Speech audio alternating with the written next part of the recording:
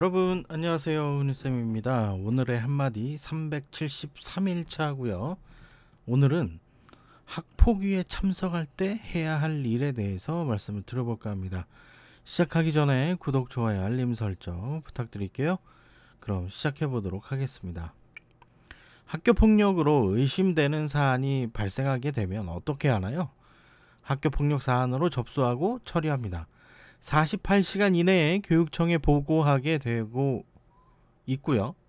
사안을 확인하게 됩니다. 학교폭력 전담기구에서 학교장 종결이 가능한 사안인지 확인하게 되는데요.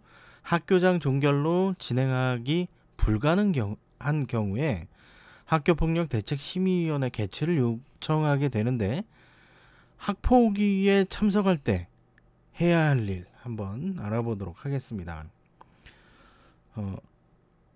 첫 번째는 피해 학생의 경우를 살펴보도록 할게요. 피해 학생을 먼저 살펴보게 되는데요.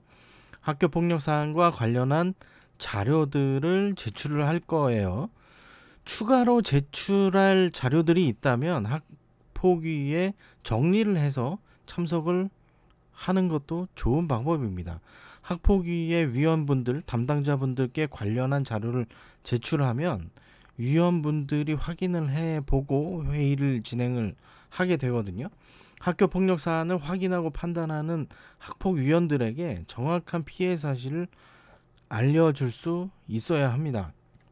학폭위가 진행될 때 직접 피해 사실을 이야기로 전달하는 것도 좋은 방법이고요. 다른 하나는 가해 학생의 측면에서 살펴보도록 하겠습니다. 학교폭력 가해 학생은 어떻게 해야 할까요? 피해 학생이 피해 사실에 관하여 자신의 생각을 정리해야 하는데요. 다소 억울한 면이 있을 수 있습니다. 사람들의 생각은 조금 왜곡되기도 하니까요. 자신의 생각을 정확히 전달하고 수정하거나 정정할 내용이 있다면 의사표현을 정확하게 해야 합니다. 자신의 행동에 반성을 하고 있다면 재발 방지 약속과 향후 개선 의지를 보여주는 것도 필요하게 되고요. 마지막으로 보호자의 측면에서도 살펴보도록 할게요. 학교 폭력 사안이 발생한 경우 피해 학생의 보호자나 가해 학생의 보호자도 함께 참석을 하게 되는데요. 물론 학생들만 참석하기도 합니다. 보호자의 경우 자녀의 학교 폭력 피해나 가해 상황을 정확하게 파악할 필요가 있어요.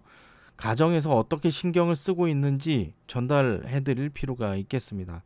잘못한 내용이 있다면 재발 방지를 위한 가정에서의 지도 의지를 전달할 필요도 있겠죠.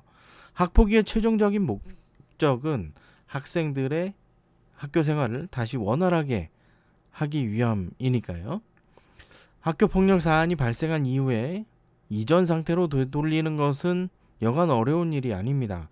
피해 학생의 심리적 피해를 복구하는 것이 생각보다 어렵기도 하죠. 트라우마가 생기기도 합니다.